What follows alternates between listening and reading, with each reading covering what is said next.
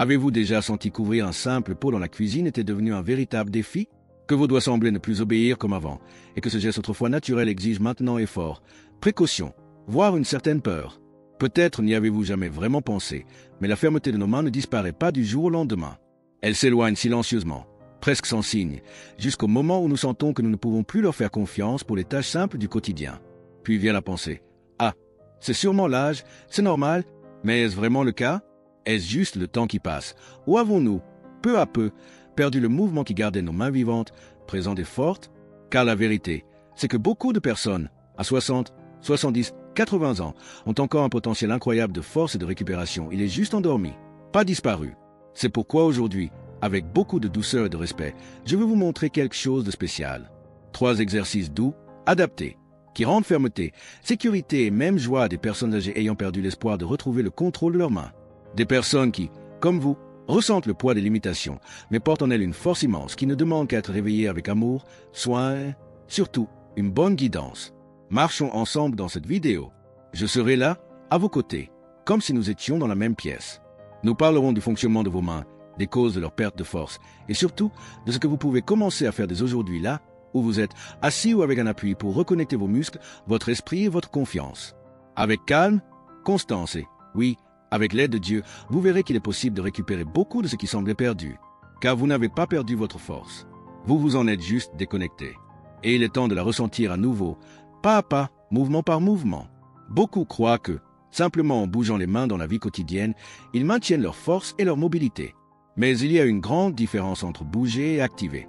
Et c'est précisément là que réside l'un des plus grands pièges silencieux affectant nos mains avec le temps. Au fil de la vie, nous avons remplacé les mouvements complets, larges et fermes comme pétrir du pain, frotter du linge, porter un enfant par de petites tâches répétitives faites presque toujours du bout des doigts. Manipuler un téléphone, appuyer sur des boutons de télécommande, taper au clavier. Ce sont des actions qui sollicitent très peu la force réelle des mains. Quand on utilise seulement le bout des doigts et que l'on cesse d'engager toute la paume, le poignet et les muscles profonds, on s'affaiblit sans s'en rendre compte. C'est comme si la musculature était oubliée, effacée doucement par le cerveau, qui comprend qu'il n'a plus besoin d'utiliser cette force. Et le corps est sage. Ce qui n'est pas utilisé, il l'économise. Mais cette économie a un prix élevé. Du jour au lendemain, soulever une casserole pleine, ouvrir un robinet dur ou même s'appuyer sur une échelle devient un risque. De plus, le temps que nous passions auparavant à faire des activités manuelles, jardiner, faire la vaisselle, tordre des chiffons, coudre a été remplacé par des tâches passives. Rester assis, faire défiler son téléphone ou regarder la télévision pendant des heures fait aussi que nos mains ne sont plus challengées de manière saine. Et ce qui est plus inquiétant, moins on les utilise, plus il devient difficile de les réutiliser. Mais il y a quelque chose d'important à se rappeler. Vos muscles n'ont pas disparu. Ils se sont juste endormis. Et le plus beau, c'est que, même après des années, ils peuvent se réveiller à nouveau. La force n'a pas besoin d'être celle de votre jeunesse. Elle doit juste être suffisante pour que vous vous sentiez ferme, serez indépendante au quotidien. Et c'est tout à fait possible avec des mouvements doux, constants et adaptés à votre réalité. Car ce dont vos mains ont besoin maintenant, ce n'est pas de force brute, mais de soins, d'attention et d'un véritable stimulus. Il y a des signes discrets que le corps envoie quand quelque chose d'aussi essentiel que la fermeté des mains commence à faiblir. Parfois, ces signes n'apparaissent pas aux examens médicaux, mais ils surgissent dans les petits gestes du quotidien. L'un d'eux est révélé par un test simple, réalisé avec un objet que presque tout le monde a chez soi, un torchon propre et sec. Asseyez-vous sur une chaise stable. Posez le torchon sur vos genoux, les 2 mains posées dessus. Maintenant, lentement, essayez de tordre le torchon comme si vous vouliez en extraire l'eau. Pas besoin de forcer. L'intention ici n'est pas de tester votre résistance, mais d'observer comment vos mains réagissent au mouvement de torsion. Le torchon doit être tordu dans des directions opposées par les 2 mains, calmement, en faisant attention à la fermeté des doigts, à la stabilité des poignets et à la connexion entre cerveau et musculature. Peut-être remarquerez-vous que vos doigts tremblent, qu'un côté répond mieux que l'autre, ou que vous ne parvenez pas à reproduire le même mouvement qu'avant. Et ce n'est pas grave. Ce n'est pas un échec. C'est une information. Ce petit geste révèle beaucoup sur votre force fonctionnelle, celle que nous utilisons dans la vie quotidienne pour des actions pratiques comme ouvrir une bouteille, porter un sac ou s'appuyer sur un mur en cas de chute. Contrairement à la force brute, mesurée avec des poids ou des machines, la force fonctionnelle est celle qui préserve votre indépendance. C'est elle qui vous aide à faire face à la vraie vie.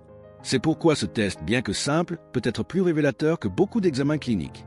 Il montre ce qui compte vraiment, si vos mains peuvent encore vous servir avec sécurité et fermeté. Et même si le résultat montre une difficulté, ne vous inquiétez pas. L'essentiel est de savoir qu'il existe des chemins pour récupérer ce qui a été perdu. Et ce chemin commence par la conscience, de petites actions et le bon stimulus. car le corps peut s'être désaccoutumé, mais il n'a pas oublié ce que c'est que d'être fort. Il a juste besoin d'être rappelé, avec patience, amour et mouvement. Maintenant que vous comprenez comment la force fonctionnelle peut disparaître en silence, il est temps de réveiller la musculature des mains avec douceur et sécurité. Et le premier mouvement que nous allons explorer s'appelle la pince inversée. Un geste simple mais profondément efficace, qui active des muscles souvent endormis depuis des années. Vous pouvez faire ce mouvement assis, dans un endroit calme, les pieds bien posés au sol. Prenez un objet léger et facile à tenir, comme une pince à linge, une éponge douce ou même un morceau de papier plié. L'important est qu'il tienne confortablement dans votre main, sans effort excessif. Maintenant, avec les doigts bien écartés, placez l'objet entre le pouce et les 4 autres doigts, comme si vous vouliez le serrer à l'envers, en tirant légèrement vers l'extérieur, au lieu de pousser. Ce geste active des zones profondes de la paume, des doigts et du poignet, restaurant des connexions essentielles pour garder la fermeté dans des tâches comme porter un sac lourd, ouvrir un placard dur ou simplement s'appuyer pour se lever. Faites le mouvement lentement, en sentant chaque partie de la main s'engager. Ne vous souciez pas de la force. L'essentiel ici est l'intention et la constance. Répétez entre 8 et 12 fois de chaque côté, en vous reposant chaque fois que nécessaire.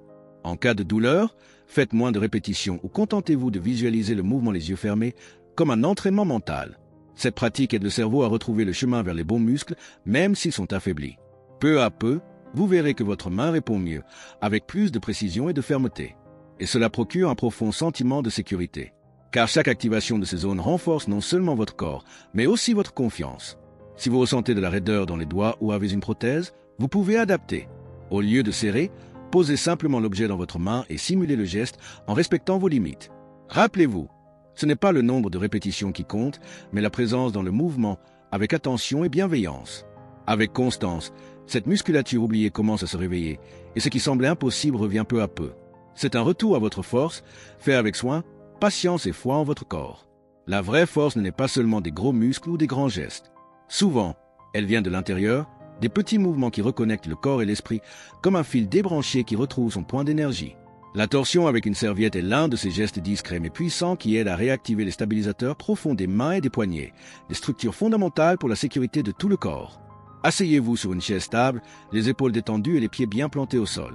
Prenez une serviette de visage sèche et tenez une extrémité dans chaque main, la laissant reposer sur vos cuisses. Lentement, tordez la serviette comme si vous en pressiez l'eau, en alternant la direction des mains, une vers l'avant et l'autre vers l'arrière.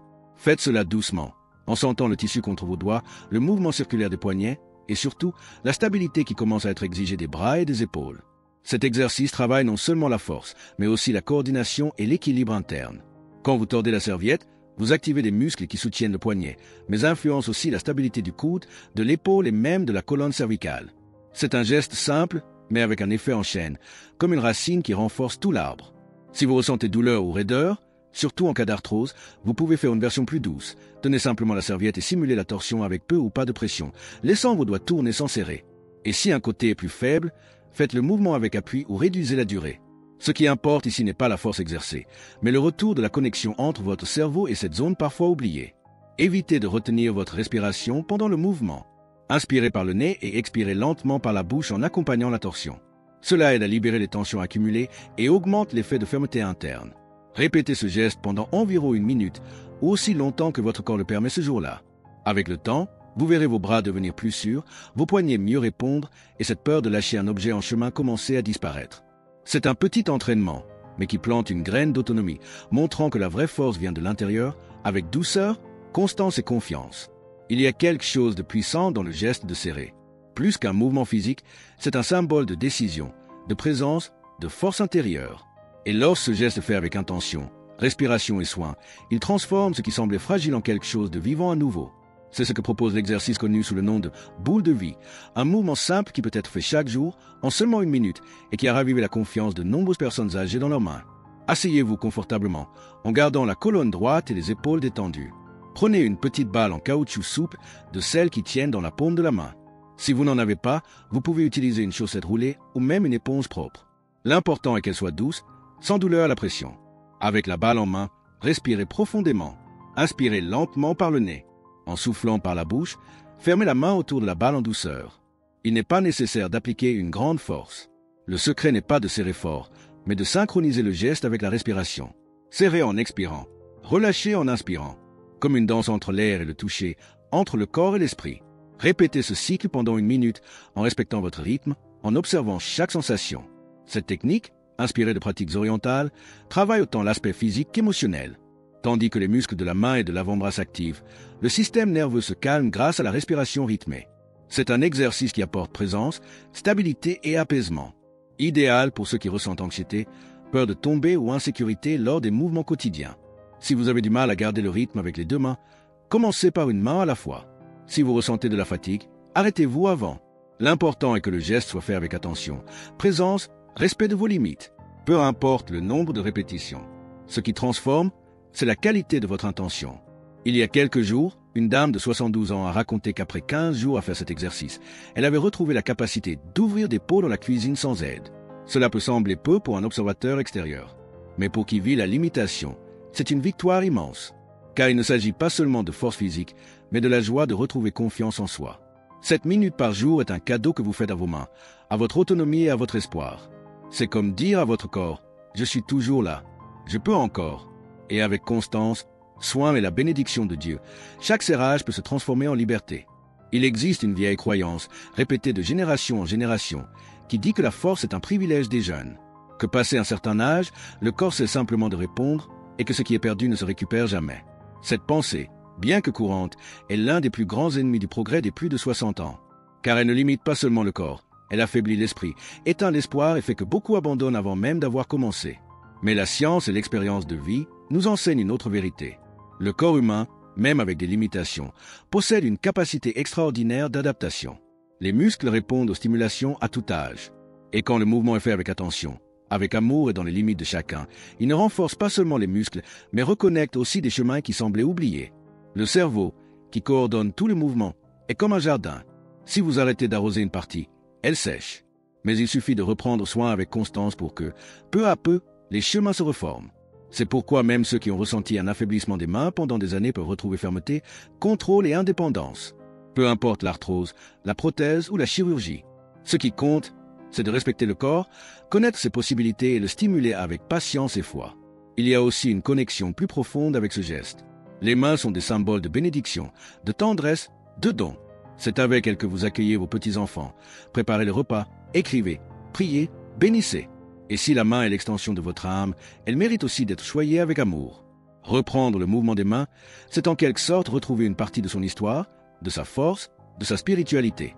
Ne laissez pas le mythe de l'âge vous éloigner de ce qui peut encore être vécu. Ce qui semblait perdu n'a pas disparu, il s'est juste caché derrière la peur, la douleur et le manque de stimulation adéquate. Et la bonne nouvelle, c'est que vous avez tout ce qu'il faut pour recommencer. Car le corps n'a pas de date d'expiration. Il a une mémoire, un potentiel et un désir d'avancer. Et avec constance, respect et foi, ce qui semblait impossible peut devenir une nouvelle réalité. Une réalité de fermeté, de sécurité et de renouveau. Souvent, quand on pense aux chutes, on imagine que le problème vient seulement des jambes, de l'équilibre ou de la vue. Mais il existe un lien visible et puissant entre les mains et la stabilité de tout le corps. Quand les mains perdent de la force, on perd aussi un des soutiens les plus instinctifs du corps en cas de danger. C'est avec elle qu'on tient la rampe, qu'on s'appuie contre un mur ou qu'on tente de se protéger en trébuchant. Et quand elles ne répondent plus fermement, le risque de chute augmente silencieusement, sans avertissement. Ces 3 mouvements simples, la pince inversée, la torsion avec serviette et l'exercice de la boule de vie, agissent bien au-delà des muscles des mains. Ils activent des connexions neuromusculaires qui renforcent le poignet, l'avant-bras, les épaules et même le centre du corps. Cela améliore la réaction du corps en cas de déséquilibre et rend plus sur le fait de marcher, de se lever ou de se retourner brusquement. Car ce n'est pas seulement la force qui compte, mais la capacité de réponse, cette agilité dont le corps a besoin pour se protéger face à l'imprévu. Des études montrent qu'il existe une relation directe entre la force de préhension manuelle et le risque de chute chez les personnes âgées. Quand la main répond bien, le corps se sent plus confiant, plus présent. Et cela influence même la posture et la façon de marcher. Un simple geste de tenir une poignée de porte ou de s'appuyer en sortant du lit devient un point de stabilité. Comme si le corps disait « Je suis là, je peux avoir confiance en moi ». De petites victoires apparaissent quand on s'y attend le moins. Ouvrir une porte lourde sans peur, nouer ses lacets avec plus de fermeté, tenir une tasse sans trembler. Ce sont des détails, oui, mais chacun contribue à une vie avec plus de liberté, d'autonomie et de sécurité. Et le plus beau, c'est que tout cela commence par un petit mouvement, fait calmement, dans le silence de votre temps. Ces exercices ne sont pas qu'un entraînement physique.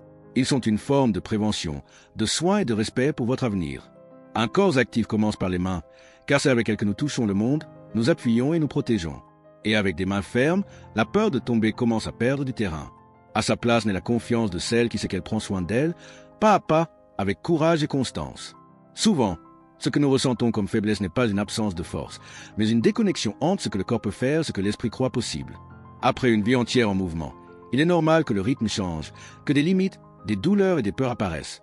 Mais cela ne signifie pas que votre force a disparu. Elle est toujours là, en vous, attendant d'être rappelée avec patience, présence et respect. Les 3 exercices que vous avez découverts aujourd'hui ne sont pas magiques. Ils ne promettent ni résultats instantanés ni transformations miraculeuses. Mais ce sont des graines. Des graines de reconnexion entre le cerveau et les muscles, entre le geste et le but, entre le corps qui sent et le cœur qui veut continuer à avancer avec fermeté. Quand vous respirez, tenez, tordez ou serrez, vous vous dites aussi « Je suis toujours là. Je peux encore ». L'exercice n'est pas une punition pour avoir arrêté. C'est une réconciliation avec son propre corps. C'est un geste d'amour qui dit « Je tiens à moi ». Chaque répétition, si petite soit-elle, est un choix pour l'autonomie, la liberté, la dignité de faire avec ses propres mains ce qui semblait auparavant hors de portée. Peu importe si aujourd'hui vous avez fait 2, 3 ou 10 répétitions. L'important est d'avoir commencé. Et commencer est déjà une victoire. Peut-être avez-vous ressenti peur, insécurité ou même découragement en constatant vos limites. C'est humain. Mais la vérité, c'est que le corps répond. Oui, il répond. Il a besoin de temps, de constance et de confiance. Et avec l'aide de Dieu, à votre rythme et avec votre courage, chaque jour peut être un pas de plus vers la fermeté, la légèreté et la sécurité que vous méritez. Vous n'êtes pas seul. Des milliers de personnes de plus de 60, 70, 80 ans recommencent comme vous. Et ensemble, avec calme et persévérance, elles redécouvrent qu'il est possible de revenir à la confiance en son propre corps. Car la force n'est pas partie. Elle était juste endormie. Et maintenant, à chaque geste, vous réveillez cette force. Pour ouvrir des portes, serrez fermement, marchez sans peur. Et surtout, pour vivre avec plus de joie, d'autonomie et d'espoir. Cliquez sur la vidéo qu'il vous recommande maintenant.